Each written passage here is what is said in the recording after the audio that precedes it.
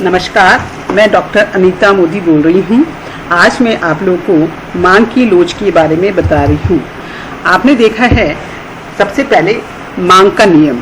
मांग का नियम हमें केवल ये बताता है कि किसी वस्तु की कीमत कम होने पर उस वस्तु की मांग बढ़ जाती है, अर्थात वस्तु की कीमत और मांग के मध्य विपरीत या ऋणात्मक संबंध होता है। उसके पश्चात आपने कीमत प्रभाव पढ़ा। कीमत प्रभाव केवल ये बताता है कि वस्तु की कीमत में निरपेक्ष परिवर्तन होने पर वस्तु की मांग में कितना निरपेक्ष परिवर्तन होगा। और तीसरी चीज आज हम लोग देख रहे हैं, मांग की कीमत लोच। मांग की कीमत लोच ये बताती है कि किसी वस्तु की कीमत में सापेक्ष परिवर्तन होने पर उस वस्तु की मांग में कितना सापेक्ष परिवर्तन होगा। तो ये तीनों में अंतर है, मांग के नियम, कीमत प्रभाव और मांग की कीमत लोच में। वैसे देखा जाए तो लोच मुख्य रूप से 3 प्रकार की है। पहली है मांग की कीमत लोच, दूसरी है मांग की आय लोच और तीसरी है मांग की तिरछी लोच। तो जैसा कि अभी बताया था, कीमत लोच क्या बताती है कि उस वस्तु की कीमत में सापेक्ष या आनुपातिक परिवर्तन होने पर वस्तु की मांग में कितना आनुपातिक या सापेक्ष परिवर्तन होता है, उसे हम मांग की कीमत लोच कहते हैं। जबकि मांग की आय लोच बताती है कि किसी उपभोक्ता की आय में सापेक्ष या आनुपातिक परिवर्तन होने पर एक्स वस्तु की मांग में कितना आनुपातिक या सापेक्ष परिवर्तन होता है, उसे हम मांग की आय लोच के अंतर्गत देखते हैं। और तीसरी है मांग की तिरछी लोच, जो ये बताती है कि वाई वस्तु की कीमत में सापेक्ष या आनुपातिक परिवर्तन होने पर एक्स वस्तु की मांग में कितना आनुपातिक या सापेक्ष परिवर्तन होगा। तो इस 3 प्रकार की लोच हम लोग देखेंगे। तो आज सबसे पहले चर्चा करेंगे मांग की कीमत लोच के बारे में। मांग की कीमत लोच मैंने अभी बताया है कि किसी वस्तु की कीमत में परिवर्तन होने से उस वस्तु की मांगी गई मात्रा में होने वाले परिवर्तन के माप को मांग की कीमत लोच कहते हैं। जैसा कि डॉक्टर मार्शल ने भी बताया है कि मांग की लोच की परिभाषा इस प्रकार से की जा सकती है कि मांग की मात्रा के प्रतिशत परिवर्तन को कीमत के प्रतिशत परिवर्तन से भाग देने पर प्राप्त होती है। तो अर्थात मांग की लोच क्या हो गई, ईडी अर्थात मांग की लोच। मांग की मात्रा में सापेक्ष या प्रतिशत परिवर्तन अपॉन कीमत में सापेक्ष या प्रतिशत परिवर्तन। हमने इसके पीछे माइनस या निशान लगाया है, जिसका अभिप्राय है कि इन दोनों के मध्य ऋणात्मक संबंध है। इसको हम लोग मांग की मात्रा में सापेक्ष या प्रतिशत परिवर्तन को डिनोट करेंगे delta Q x upon Q x से, और कीमत में सापेक्ष या प्रतिशत परिवर्तन को हम लोग डिनोट करेंगे delta P x upon P x से। ये सापेक्ष परिवर्तन को बताते हैं। उसके पश्चात आता है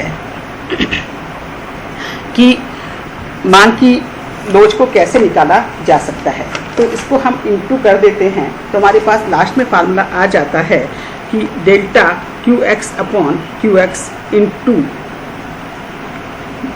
delta into P x upon delta P x. इसको हम लोग सॉल्व करते हैं तो हो जाता है delta Q x upon delta P x into P x upon Q x. तो इस प्रकार से हम लोग मांग की लोच को निकाल सकते हैं।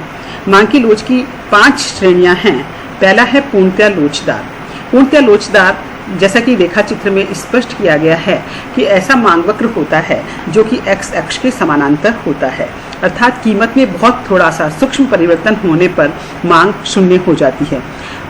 जैसा कि रेखा चित्र में स्पष्ट है, कीमत 4 रुपये पर उपभोक्ता वस्तु की 10 या 30 इकाइयाँ कितनी भी खरीद सकता है। इस मांग वक्र की लोच कैसी होती है, अनंत। तो हम लोग इस निष्कर्ष पे पहुंचे हैं कि जो मांग वक्र एक्स अक्ष के समानांतर हो, क्षैतिज रूप में हो, तो उसकी मांग की कीमत लोच अनंत होती है। पूर्ण प्रतियोगिता में एक फर्म का मांग वक्र पूर्णतया लोचदार होता है। दूसरा मैंने डायग्राम बताया है पूर्णतया बेलोच मांग वक्र। ये वाई अक्ष के समानांतर होता है, अर्थात इसमें कीमत में परिवर्तन होने पर मांग की मात्रा में कोई परिवर्तन नहीं होता है। यह मांग वक्र वाई अक्ष के समानांतर है, अर्थात वर्टिकल होता है। इस मांग वक्र की लोच कितनी होती है, 0 होती है। तो जैसा डायग्राम में स्पष्ट लिखा हुआ है, ईडी इक्वल टू 0। तीसरा मांग वक्र जो कि इकाई के बराबर मांग की लोच को बताता है। इसका अभिप्राय ये है कि यदि वस्तु की कीमत 10% से कम होती है तो मांग भी 10% से बढ़ जाती है, अर्थात मांग और कीमत में जो प्रतिशत परिवर्तन होता है वो समान होता है। इस मांग वक्र को रेक्टेंगुलर हाइपरबोला मांग वक्र भी कहते हैं।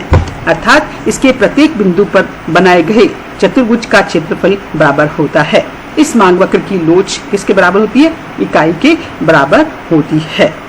चौथा जो है मांग वक्र, वो इकाई से अधिक लोचदार मांग वक्र होता है।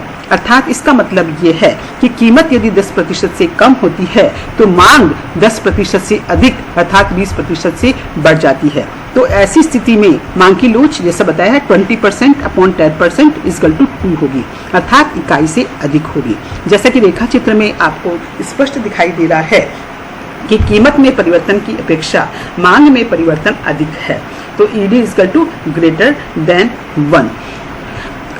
और पांचवा प्रकार का जो है वो है इकाई से कम लोचदार मांग वक्र। इसका अभिप्राय क्या है? जब कीमत में प्रतिशत परिवर्तन की तुलना में मांग में जो प्रतिशत परिवर्तन है वो कम होता है, तब मांग वक्र बेलोच अर्थात इकाई से कम लोच वाला होता है। जैसा कि रेखा चित्र में स्पष्ट है कि कीमत में परिवर्तन ज्यादा है और मांग मात्रा में परिवर्तन कम है। जैसे यदि किसी वस्तु की कीमत 10% से कम होने पर उस वस्तु की मांग में 10% से कम अर्थात 5% से ही वृद्धि होती है, तो इसका मतलब वो मांग वक्र कैसा है? बेलोच मांग वक्र है, जैसा कि रेखा चित्र में स्पष्ट होता है। ये थोड़ा स्टीपर होता है। तो आज हम लोगों ने चर्चा की है कि मांग वक्र कितने प्रकार के होते हैं। मांग की कीमत लोच की श्रेणियां 5 प्रकार की होती है। पूर्णतया लोचदार जो कैसा होता है? एक्स अक्ष के समानांतर। पूर्णतया बेलोच जो कि वाई अक्ष के समानांतर वर्टिकल होता है। और 3 प्रकार के और बताए हैं, इकाई के बराबर, इकाई से अधिक और इकाई से कम लोचदार मांग। और वास्तविकता में ये लास्ट वाले 3 डायग्राम्स ही ज़्यादा पाए जाते हैं। पूर्णतया लोचदार और पूर्णतया बेलोच मांग वक्र कम पाए जाते हैं। तो आज हमने मांग की कीमत लोच किसे कहते हैं और इसको कैसे निकाला जा सकता है, इसको हम लोग और बाद में स्पष्ट करेंगे। धन्यवाद।